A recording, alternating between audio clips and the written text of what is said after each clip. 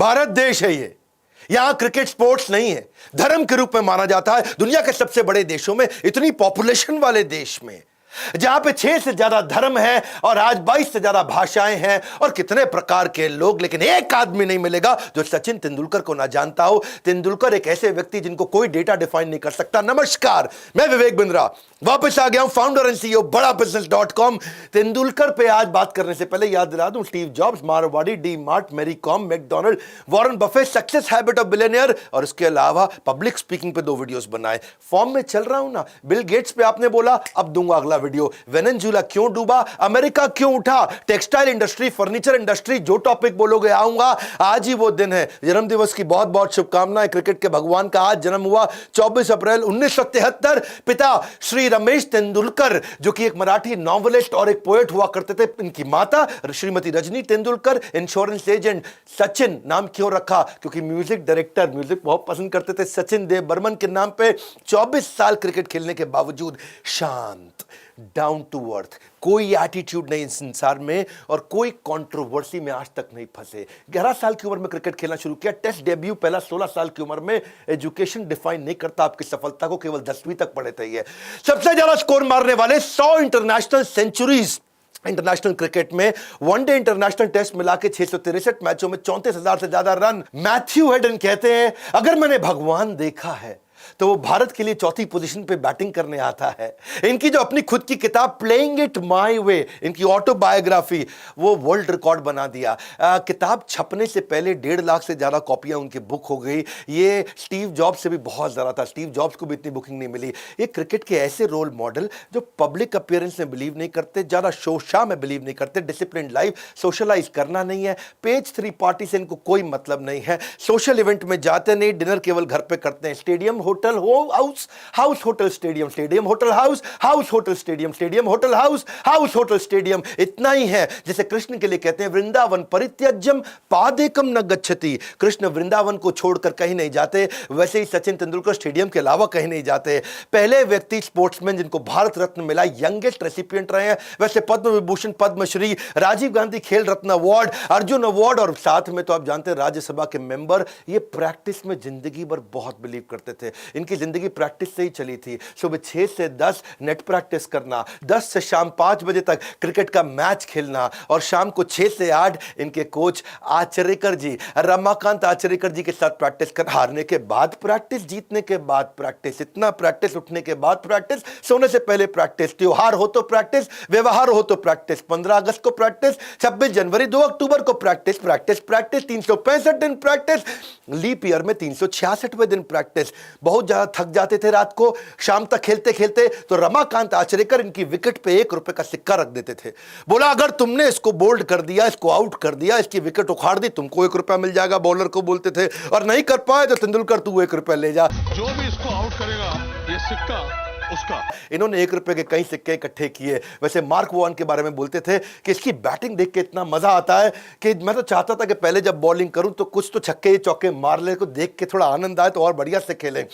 ये एक जोड़ी कपड़ों में जिंदगी बिताई इन्होंने, एक जोड़ी कपड़ों में है जी। शुरुआत में इनके पास रिसोर्सेज नहीं थे, उसी को दोपहर में धोना और खाना खाने के बाद सूख करके पहना करके उसको पहन के भाग जाना, रात को फिर उसको धो लेना और सुबह उसी को पहन लेना। यूं ही नहीं कोई इंसान तेंदुलकर नहीं बन जाता, यूं ही कोई इंसान तेंदुलकर नहीं बन जाता। तुक्का थोड़े ही है कि वो क्रिकेट का भगवान कहलाता। सचिन और सौरभ की कहानी बताता हूं। एक बार दोनों एक ही रूम में थे 1992 में ऑस्ट्रेलिया की सीरीज में, और पहले 2 टेस्ट मैच बुरी तरह से हार गए। और हार क्या गए, बेसिकली तेंदुलकर रन नहीं बना पाए। बहुत परेशान थे तेंदुलकर, रात को 2 बजे उठ गए और कमरे के अंदर ऐसे ही प्रैक्टिस करने लगे, शीशे के सामने प्रैक्टिस कर। सौरभ गांगुली उठ गए, बोला क्या कर रहा है भाई, सो जा। बोला ऐसा कर मेरे भाई, तू यहां से उठ और जाके ड्रेसिंग रूम में सो जा, मैं तो ऐसी सारी रात प्रैक्टिस करूंगा। और उसके बाद अगले दिन 100 सेंचुरी मार के आए, सीधा 100 रन मारे और इससे तेंदुलकर ने मैच को ड्रॉ करा दिया।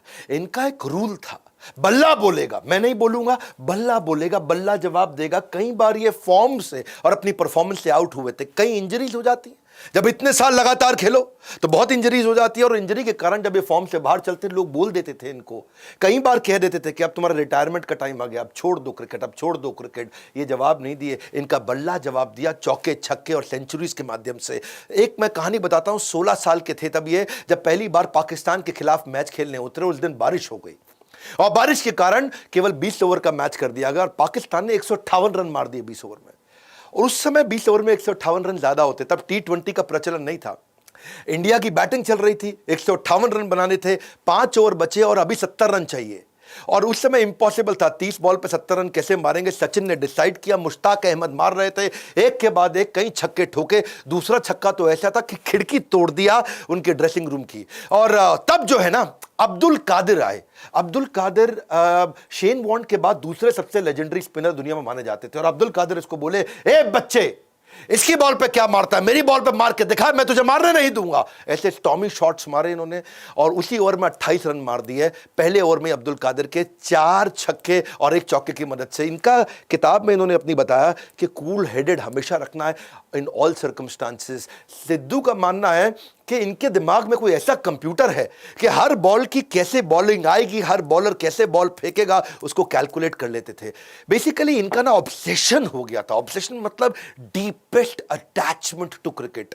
इनका एक बार इंडेक्स फिंगर का ऑपरेशन होना था। ये वर्ल्ड कप चल रहा था 2003, उसमें इनकी बहुत भयंकर इंजरी हो गई। तो किसी ने बताया, भाई अमेरिका जाओ, वहां जाके इलाज कराओ। ये अमेरिका पहुंचे, वहां पे वर्ल्ड कप खत्म होते ही इलाज करने गए तो वहां डॉक्टर को समझा दिया कि भाई ऐसा है, इसको चीरना मत हाथ को, इसी से मैंने बल्ला पकड़ना है। डॉक्टर बोला नहीं चीरेंगे। बोला दोबारा समझा रहा हूं, इसको चीरना मत, चीरना मत। इतना परेशान थे, इनको लगा इस उंगली के चक्कर में ऐसा ना हाथ बीच में चीर दे, मैं बल्ला ना पकड़ पाऊं बाद में। एनेस्थीसिया दे दिया डॉक्टर ने, बोला चुप कर, सो जा। एनेस्थीसिया दे दिया और ये एनेस्थीसिया भी असर नहीं कर पाया। ये नींद से अचानक सर्जरी के बीच में उठ गए। हाथ दिखाओ, हाथ दिखाओ, चीरा तो नहीं तुमने। इतना ऑब्सेशन है इनका कि क्रिकेट के लेजेंड होने के बाद भी सड़क पे कोई रास्ते में खेलता दिख जाए तो गाड़ी रोक करके वहां उनके साथ खेलने लगते। नेवर गिव अप स्पिरिट भी इनकी जबरदस्त रही है।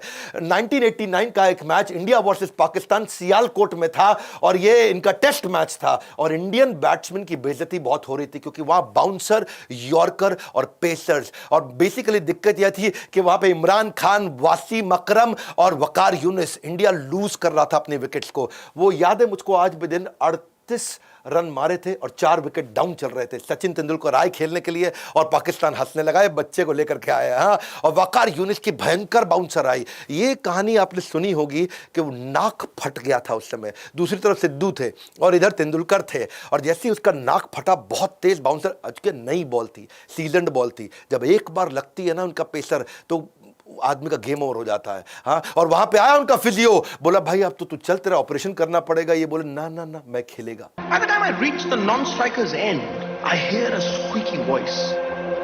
मैं खेलेगा, मैं खेलेगा, मैं खेलेगा। इसको बोलते हैं नेवर गिव अप। मैं खेलेगा, मैं खेलेगा। मेरी और आपकी जिंदगी में कई बार ऐसा होता है और इसको बोलते हैं बाउंस बैक। मैं खेलेगा, मैं खेलेगा। हाँ, when there is a setback, do not sit back, only step back to bounce back। और आखिरी स्टंप तक उस समय 58 रन नॉट आउट चले और इसी के साथ एक रियल फाइटर का जन्म हुआ। कहते हैं कि तू कयामत तक धरने पर बैठ है, किस्मत को बोल रहे हैं, तू कयामत तक धरने पर बैठ जा, कुछ मत दियो मुझको, लेकिन मैं कोशिशों तक कभी इस्तीफा नहीं दूंगा।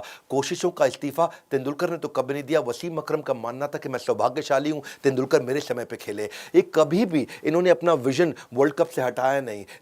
कपिल देव के बाद ये चाहते थे वर्ल्ड कप लाना, 2007 में हार गए, सबको लगा रिटायरमेंट का टाइम आ गया, उम्र बढ़ गई, क्विट नहीं किया, लगे रहे और हिस्ट्री आप इतिहास जानते हैं। जो बात आ गई साहस पर तो यमराज से भी टकराऊंगा, मुसीबत चाहे जितनी आए, लक्ष्य को खींच लाऊंगा। ये लेके आए वर्ल्ड कप भारत देश में दोबारा। ऐसे सिद्धांतवादी व्यक्ति, इतने ईमानदार व्यक्ति, इन्होंने जब 1990 में पहला टेस्ट सेंचुरी मारा, 119 नॉट आउट, ये मैन ऑफ द मैच बने। इनको शराब की बोतल गिफ्ट करी, उस समय शैंपेन की बोतल गिफ्ट करी गई थी, लेकिन तब ये 17 साल के थे। इन्होंने खोली नहीं बोतल। सबने बोला अरे प्राइवेट पार्टी, अरे कमरे की बात है, लगा ले, क्या दिक्कत है, लेकिन तेंदुलकर ने खोली नहीं बोतल। और किसी को नहीं पता था 17 साल के, बाद में पता चला 17 साल के कारण नहीं खोले।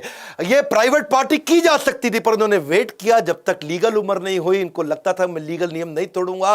और वैसे इतने ईमानदार व्यक्ति हैं, सेवा में हमेशा लगे रहते, बहुत डोनेशन चैरिटी करते हैं, स्वच्छता एम्बेसडर के सबसे अवार्डेड और सबसे एफिशिएंट एम्बेसडर रहे हैं। ओपनली पब्लिक में बोलते थे कि मैं टोबैको का, शराब का, किसी इस प्रकार की चीज को कभी एंडोर्स नहीं करूंगा। कई मेगा एंडोर्समेंट डील्स आई, उनको छोड़ दिया। 96 के वर्ल्ड कप में जिस समय सबके सब टोबैको का ब्रांड अपने बल्ले पर लगाया करते थे, फोर स्क्वायर का, विल्स का, का इन्होंने मना कर दिया, एकदम साफ मना कर दिया, बिना स्टिकर के बैटिंग किया। राहुल द्रविड़ तक विल्स का स्टिकर लगा करके, और कहीं तो दूसरे ऐसे इंटरनेशनल खिलाड़ी तो शराब का बहुत प्रमोशन करते ही थे। A man who values privileges over principles loses both. Privilege का मतलब क्या हुआ? जो मजा आने लगता है ना जिंदगी का, जो मजे पे ज्यादा फोकस करता है और सिद्धांत छोड़ देता है, उसके दोनों निकल जाते हैं हाथ से। Don't become a man of success, become a man of values and principle. यही है तेंदुलकर, हमेशा जीवन में ग्राउंडेड रहे। आपको पता है रिक्की, सचिन और काम्बली, ये तीनों ने इकट्ठे क्रिकेट खेलना शुरू किया। शिवाजी पार्क में खेला करते थे ये। तो काम्बली तो पीछे रह गए, रिक्की बहुत पीछे रह गए थे, और तेंदुलकर अब लेजेंड हो चुके थे। और जब इनसे मराठी में बात करने के लिए कभी रिक्की आते, तो रिक्की ने जब देखा कि इतने बड़े हो गए, तो उनको ऐसा बोलने लगे, तुम्ही। मराठी में तुम्ही, मराठी में तू बोलते हैं। माता पिता को भी तू बोलते हैं, और वो इज्जत होती है, उसमें इज्जत होती है। मराठी में तुम्ही, जब बहुत ज्यादा सीनियर और बहुत ज्यादा रिस्पेक्ट देना हो तब तुम्ही बोलना होता है। तो तुम्ही का मतलब आप है, जैसे हिंदी में आप है। रिकी इनको तुम्ही तुम्ही बोलने लगे, तो इन्होंने मना कर दिया, टोक दिया, ये क्या कर रहा है, इतना इनफॉर्मल क्यों हो रहा है? बोला अब तू बड़ा हो गया है। बोले मेरी बात सुन, हम आज भी वही दोस्त हैं। You have changed, I have never changed. Australia के एक टूर में 2007 में इन्होंने एक इंडियन टैक्सी ड्राइवर को लिया। अगली कहानी सुनो। और वो इंडियन टैक्सी ड्राइवर इनकी बहुत सेवा में जुट गया था। बहुत बारिश आई, तेंदुलकर सड़क पर निकले, तो उसने अपनी जैकेट उतार के टैक्सी ड्राइवर ने तेंदुलकर को दे दी। तेंदुलकर इतना इंस्पायर्ड हो गए उससे, इतना इंस्पायर्ड हुए, इतना टच्ड फील किया उन्होंने, कि उन्होंने जाके बाजार से एक नई डिज़ाइनर जैकेट खरीदी और उसको गिफ्ट किया। अपने मैच की एक टी शर्ट ली, उसको न केवल खुद साइन किया, बल्कि बाकी 10 खिलाड़ियों से भी उस मैच के, उनसे भी ऑटोग्राफ दिलाया, मैच के पासेस दिए। ये हमेशा, इसको कोई इज्जत दे तो बहुत बढ़ा के इज्जत देते हैं। कहते हैं कि पहाड़ चढ़ते वक्त ये सीखने को मिलता है, जब ऊंचा बढ़ना हो तब झुकना पड़ता है, और ये हमेशा झुकने को तैयार रहते हैं। इनकी हम्बलनेस, इनकी गुड बाय स्पीच, वो सुन लेना, ना आंख में आंसू आ जाए। पूरा स्टेडियम रोया था उस दिन। अपने पिता के बारे में बोले कि उनकी गाइडेंस के बिना में कुछ नहीं था। My father, without his guidance, I don't think I would have been standing here in front of you. So I miss him today. और वो कहते हैं कि मेरे पिता ने मुझसे कहा कि chase your dreams but make sure you do it without shortcuts. और वहां लोगों ने बहुत तालियां बजाई। मां के लिए बोला कि इतनी प्रार्थना करी, इतनी प्रार्थना करी, इतनी प्रार्थना करी कि मां की प्रार्थनाओं के कारण हूं। अंजलि इनकी पत्नी, वो कई बार उस दिन स्टेडियम में रोई। पूरा स्टेडियम, पूरा देश, पूरी दुनिया रोई थी इस समय। अंजलि डॉक्टर थी, लेकिन डॉक्टरी का प्रोफेशन छोड़ दिया। और क्या बोले कि अंजलि ने कहा कि मैं बच्चों का ध्यान रखूंगी, तुम क्रिकेट खेलो। और जैसे ही तेंदुलकर ने बात करी, अंजलि की आंखों से आंसू आ गए। The most beautiful thing happened to me in 1990 when I met my wife Anjali. So thanks for bearing with me and always staying by my side through the ups and downs. You are the best partnership I've had in my life.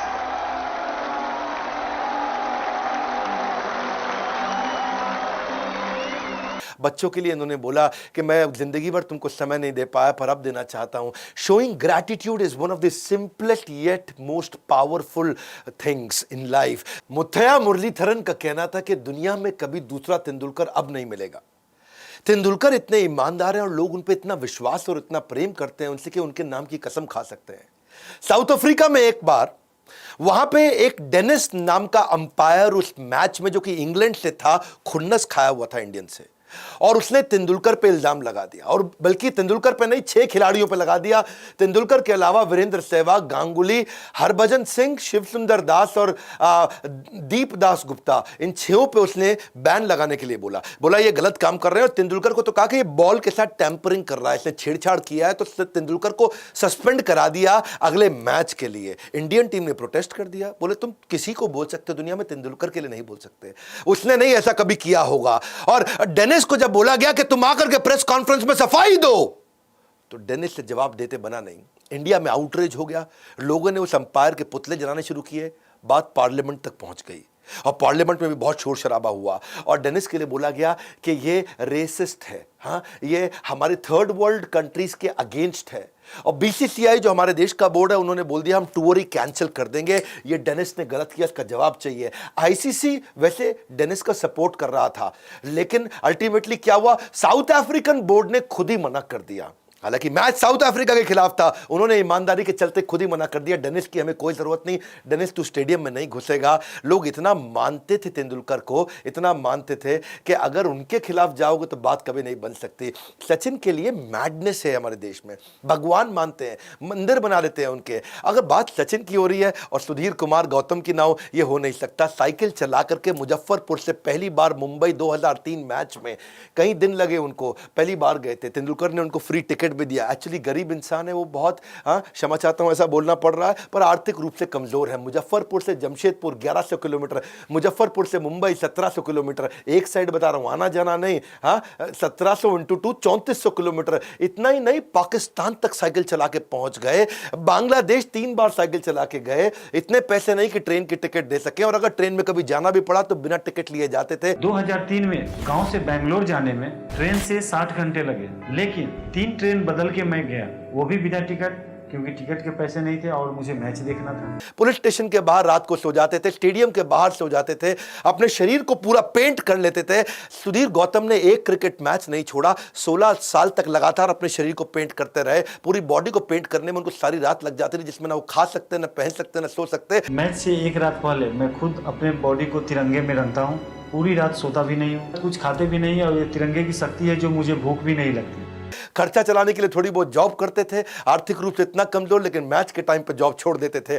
2010 में एक दफा तेंदुलकर से मिलने का उन्होंने बहुत प्रयास किया, तो वहां पुलिस वाले ने उनको पीट डाला और तेंदुलकर को बहुत गुस्सा आया। बाद में पुलिस वाले ने माफी भी मांगी। सचिन तेंदुलकर हर टिकट, हर मैच की उनको फ्री दिया करते थे। आज तेंदुलकर उनसे फोन पर रेगुलरली बात करते हैं। 2011 का वो प्राउड मोमेंट जब हमारा देश वर्ल्ड कप दूसरी बार लेकर के आया था, तेंदुलकर ने जैसे वर्ल्ड कप हाथ में लिया, हाथ में लेने के बाद इन्होंने इसको अपने कमरे के अंदर बुलाया, ड्रेसिंग रूम में बुलाया, और इसने भी कप हाथ में लिया। तेंदुलकर ने इसके साथ फोटोग्राफ लेके सोशल मीडिया पे शेयर करी। प्यार तो इतना कि लोग तेंदुलकर के नाम के कई कई प्रकार के टैटू बना लेते हैं। ये कहानी जो बताने जा रहा हूं मिस नहीं कर सकता। 1999 उनकी जिंदगी की सबसे इमोशनल सेंचुरी थी।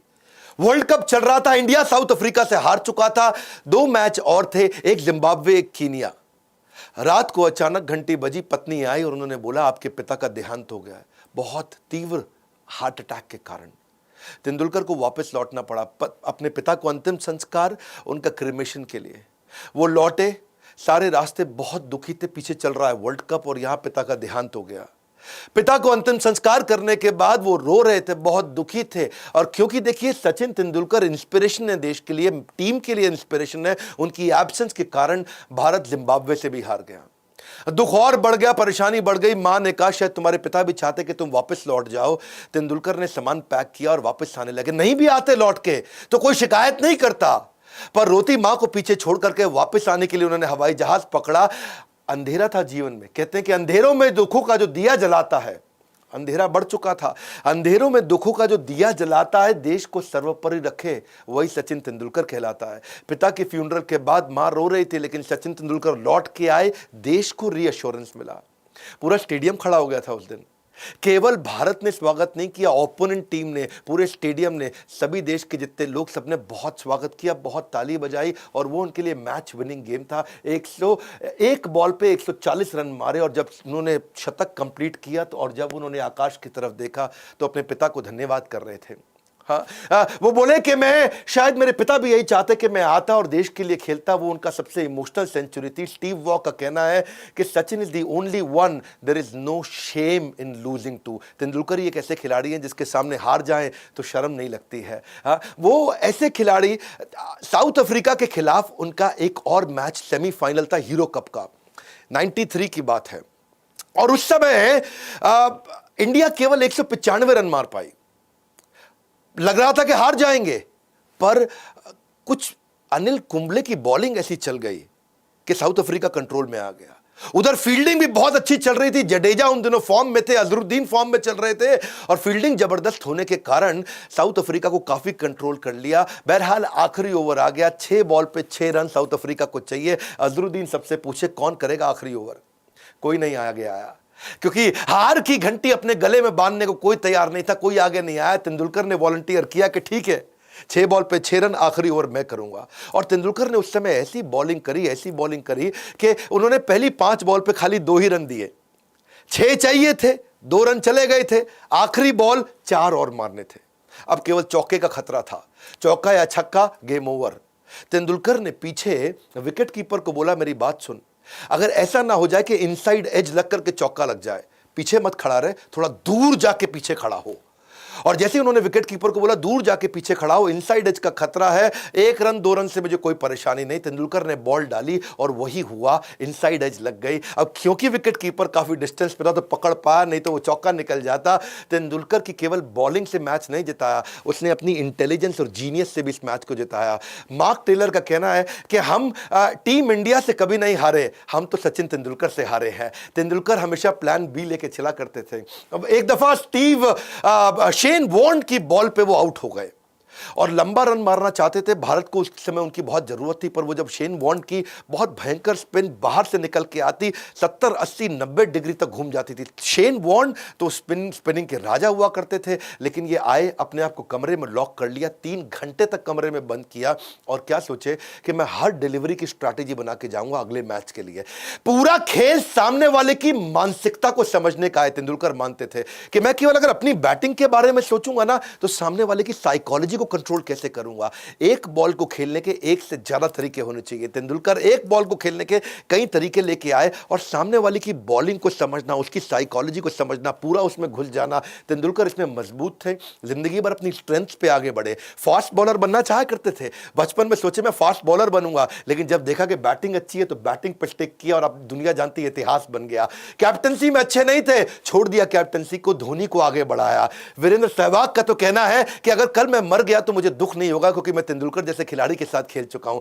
सचिन की जो किताब थी अचीविंग योर ड्रीम्स, ये मैं इसको कैसे मिस कर दूं। इसमें बड़ी अच्छी लेसन उन्होंने दी है। और जब मैं रिसर्च कर रहा था, किताब पढ़ रहा था उनकी, तो मैंने देखा एक कोट जो मुझको बड़ा पसंद आया, discipline and preparation is vital for success. वो जिंदगी भर डिसिप्लिन रहे, irrespective the level of your natural talent. तेरे पास जिंदगी में नेचुरल टैलेंट कोई नहीं, तू आज तक अपने टैलेंट को समझ नहीं पाया, कोई बात नहीं, टैलेंट नहीं भी है, लेकिन अगर डिसिप्लिन और प्रिपरेशन है, डिसिप्लिन और प्रिपरेशन है, डिसिप्लिन और प्रिपरेशन है, गेम चेंज हो जाएगा। तेंदुलकर ने किताब में बोला कि सर्कमस्टेंसेस बदलते रहेंगे, बी विलिंग टू इवॉल्व। अपने आप को इवॉल्व करो, बाहर निकालो with open mind if you want to reach the pinnacle of success. बोला अगर सफल होना चाहते हो तो 2 चीजें हैं, ओपन माइंड से इवॉल्व करते रहिए, लर्न करते रहिए। तेंदुलकर जिंदगी भर अपने मेंटर के आगे हाथ जोड़ के जीवन बिताया। जब रमाकांत आचरेकर जीवित नहीं रहे तो वो सबसे पहले उनको कंधा देने गए। जब उनकी किताब भी आई तो उन्हीं से विमोचन कराया। अपनी किताब में कहते हैं if you aim to be the best, need for a mentor can not be overstated. जिंदगी भर मेंटर रखे और हमेशा बोले रमाकांत आचरेकर जी की गाइडेंस के बिना शायद मैं अपने उस पोटेंशियल को पहचान नहीं पाता। ध्यान दीजिएगा, घनघोर अंधेरे में जब भी उजाले की आशा होगी, घनघोर अंधेरे में उजाले की आशा, वो रोशनी, घनघोर अंधेरे में जब भी उजाले की आशा होगी, वही सचिन जैसे महान खिलाड़ी की परिभाषा होगी। यही लर्निंग जो उन्होंने डिसिप्लिन जो जिंदगी भर रखा, अगर आप भी लर्निंग और डिसिप्लिन पे फोकस करें। मैंने भी अपनी ऑर्गेनाइजेशन में लर्निंग और डिसिप्लिन पे फोकस किया, कंटिन्यूस हम इवॉल्व किए। आज एक अफोर्डेबल कोचिंग प्रोग्राम तो बिल्ड कर दिया ना हमने, जो कि एमबीए की फ्रैक्शन ऑफ कॉस्ट में नहीं। आज इतनी महंगी एमबीए के अगेंस्ट हमने इसे खड़ा किया और प्रोफेसर कौन से लेके आए, established businessman, subject matter expert, बहुत लंबी चौड़ी लिस्ट है। हमने convenience of time, place, any device, any time, any place build किया। हमने पोस्ट सेल सर्विस भी बिल्ड कर दिया कि अगर आपने कोर्स लिया है तो आपको हैंड होल्डिंग जरूर देंगे। आज इसी कारण से 100 मिलियन का माओ है, माओ मतलब मंथली एक्टिव यूजर। आज 100 मिलियन का मंथली एक्टिव यूजर हो चुका है हमारा। 100 से ज्यादा ऑफिस के साथ, 26 मिलियन की कम्युनिटी के साथ आज तक 50 लाख लोगों को हम ट्रेन कर चुके हैं, यानी कि 5 मिलियन। इंडिपेंडेंट सेल्स एजेंट हमारे 12,000 से ज्यादा हैं देश में। 50 कोर्स लॉन्च कर चुके हैं, अगर आपको नहीं मालूम हो, मालूम होना चाहिए। हर प्रॉब्लम पे कोर्स लॉन्च कर दिया हमने। और कोर्स किसने बनाया, देश के सबसे बड़े एक्सपर्ट्स। 2 साल का बिजनेस मैनेजमेंट प्रोग्राम, छोटे छोटे बहुत सारे प्रॉब्लम सॉल्विंग कोर्सेज और लंबा चौड़ा अलादीन का चिराग, जिसको हम लाइफ टाइम मेंबरशिप बोलते हैं। चाहे नंबर 1 HDFC लिमिटेड हो तो उनके हमने केमिस्ट्री को बना दिया, पैथोलॉजी में जो नंबर 1 उनको भी लेकर के आए, हैंडसेट में Xiaomi नंबर 1 उनको ले आए, ग्लोबल चेयरमैन फोर्ड मोटर के उनको उठा के लेके आए, साथ में इनको इन्वाइट किया, प्रोफेसर बने। बॉम्बे स्टॉक एक्सचेंज के धुरंधर खिलाड़ी, managing director and CEO। Dainik Bhaskar दुनिया का सबसे ज्यादा हिंदी का बिकने वाला अखबार, दुनिया के 4 4th रैंक का किसी भी भाषा में बिकने वाला अखबार पतंजलि के आचार्य बालकृष्ण आर्य सोडी हम छोड़ किसी को नहीं रहे, दुनिया के बेस्ट से बेस्ट प्रोफेसर्स को लेकर के आए। वैसे एक बात बताऊं, सचिन तेंदुलकर का आज जन्मदिन है, क्या आप उनको नीचे विश करना चाहेंगे? हैप्पी बर्थडे सचिन तेंदुलकर लिखना चाहेंगे? मैं ये जो फ्री वीडियोस लाने के इनिशिएटिव्स लेता हूं, पेड अगर आप नहीं भी ले पाते, फ्री वीडियोस कभी मत छोड़िएगा।